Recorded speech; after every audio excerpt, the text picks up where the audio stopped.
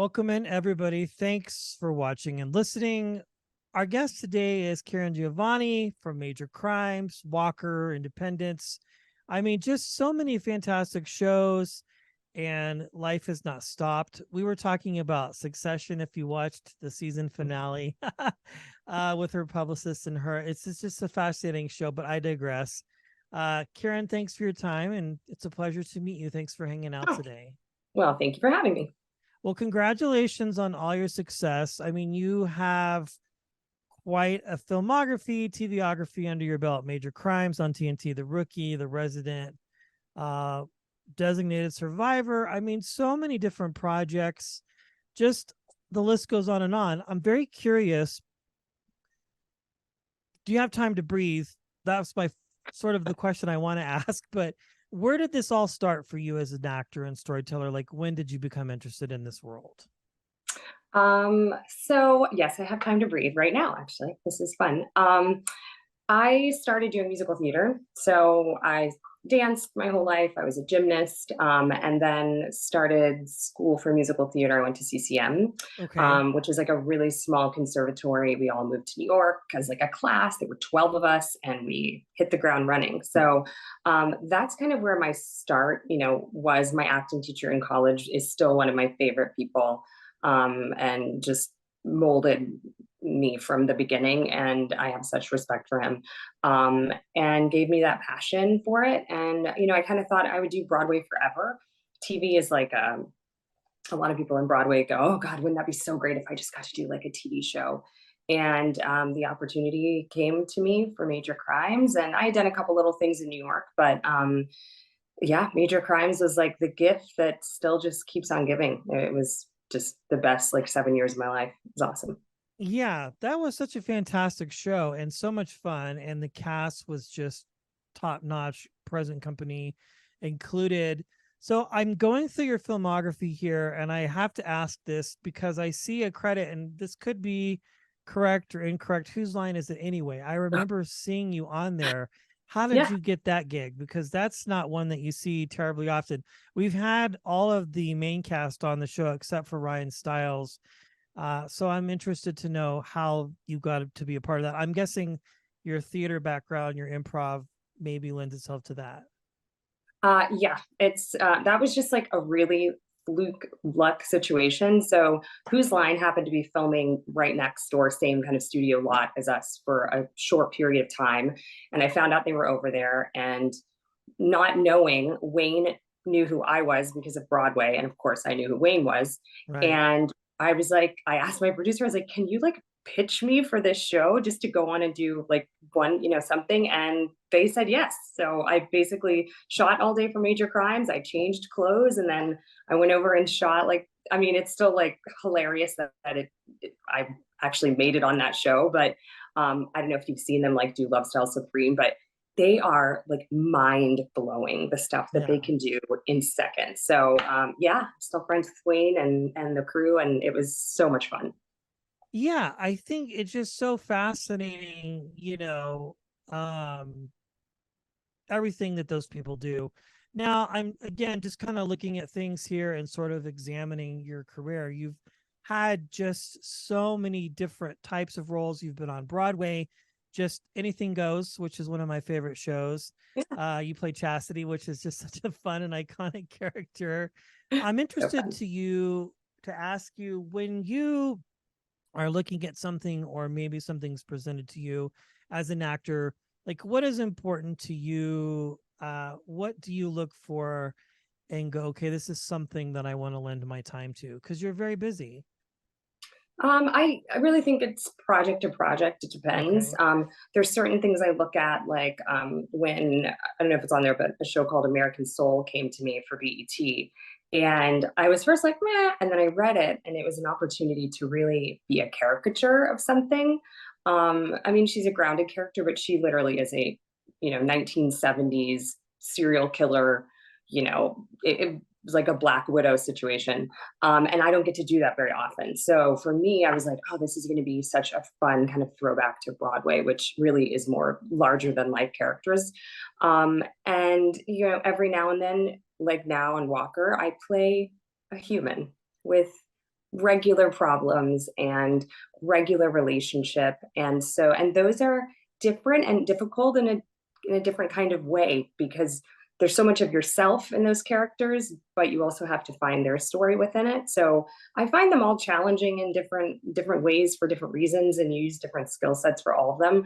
And I think that's why I say yes to so many things, because I enjoy kind of the spectrum and the rainbow of not getting pigeonholed. And I've got a gun in one, I'm doing a stunt in one, I'm falling in love with my husband in another one, and they're all very, very different. So When you work from project to project, do you have a process to, in essence, shed the skin of one character and move into another?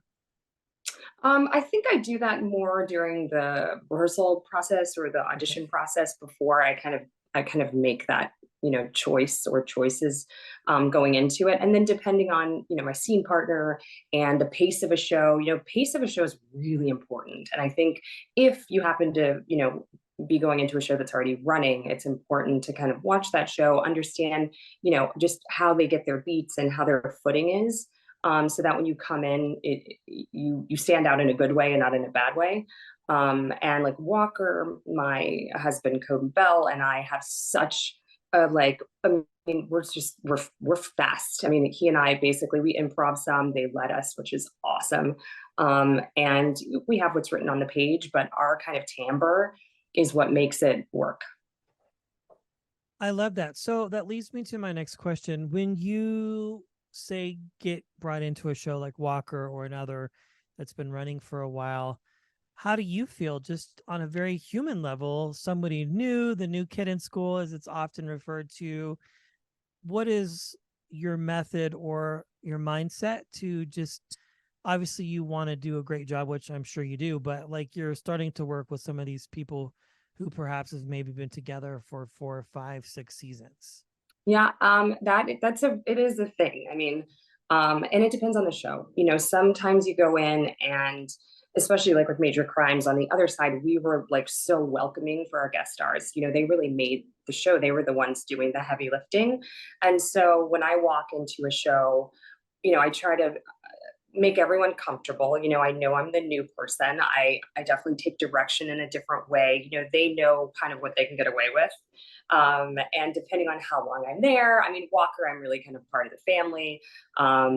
Different shows, Black Lightning, I was there for so long. So you kind of develop a repertoire with everyone. And, age is a thing. Are you going in there with, really established actors that have been around a very long time?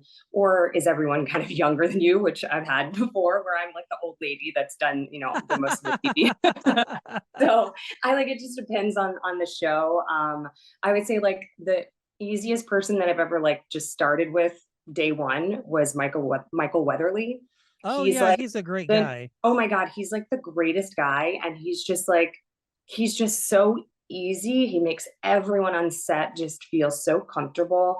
And his little quirks, he was just great. Like we had, he eats lunch with everybody every day. Everyone's just like a very, very good family. So yeah, it depends. I definitely have like I a set. have a thought about that. Bull is a great show, but man, when he left NCIS, people were just so sad because the chemistry that he had with Mark Harmon and all of those people were Yeah. just fantastic. But I digress. Well, you are very busy. You have lots going on.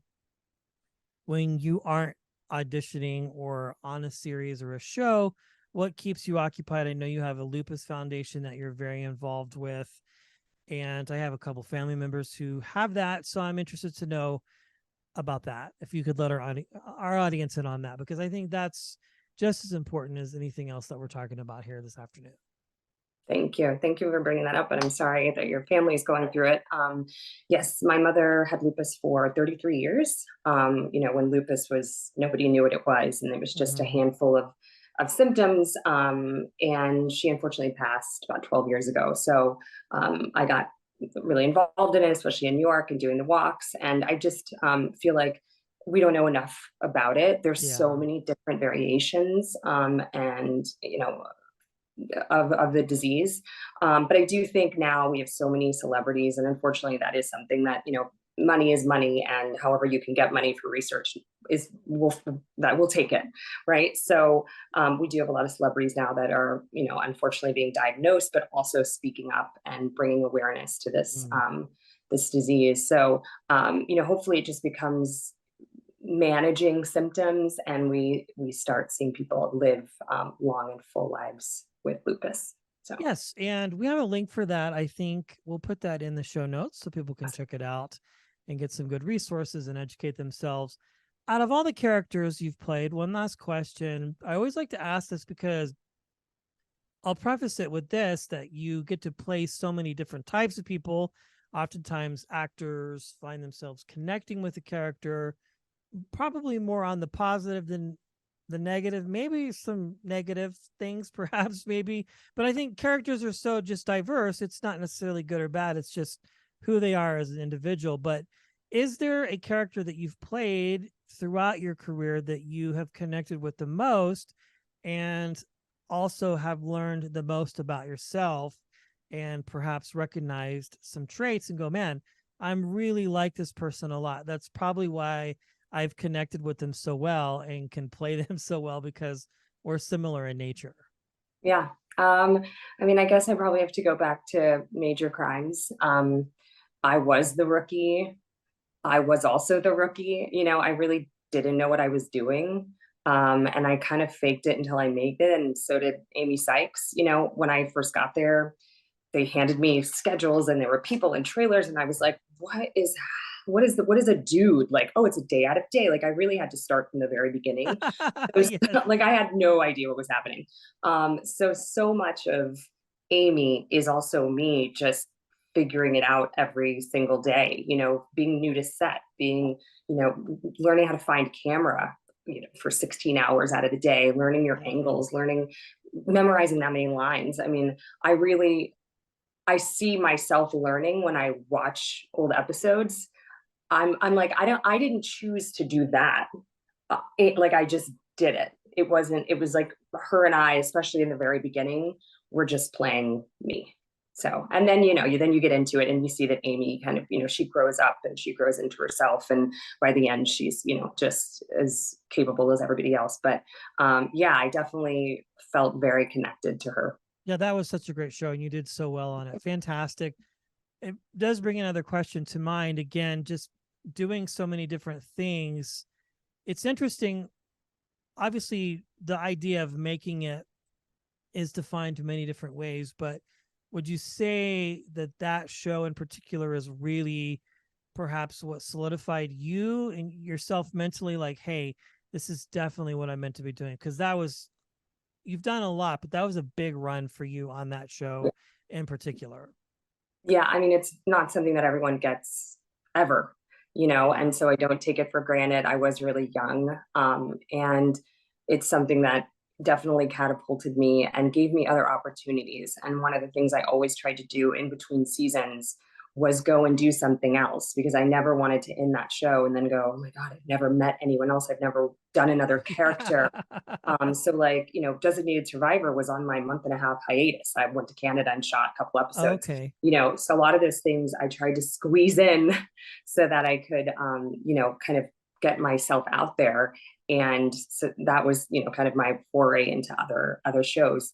But yeah, Major Crimes definitely put me on the map. It definitely gave me some great relationships with directors, even that I still work with. You carry those relationships with you. So yeah, I was a lucky That's a girl. lot of fun. You did really fun on that show too. That was another really great show. Yeah, just so many great projects. Well, do you get a break for the summer or are you working on something else? No, I am on a break. I actually leave for Japan for the first time in a couple of weeks. Okay. Yeah, no, we even with the writer's strike going on, we were already wrapped for Walker in March. So Yeah. if things go well and everything goes back to normal, we've already been picked up for season 4, and we should start production August-ish. So hopefully, fingers crossed, everybody gets to come back when they should, and the writers get back in the room. And other than that, I think I'm just going to take this as kind of a welcome little breather and be home with my family. I have two teenage daughters and a husband and a dog and a bearded dragon and two cats. Like, I'm just going to be home. Yeah, you deserve a break. Well, congratulations on everything. Thanks for your time.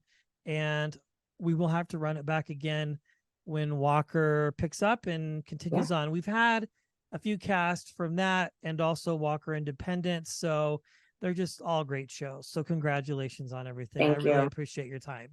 Thanks for having me. It's really fun. Absolutely.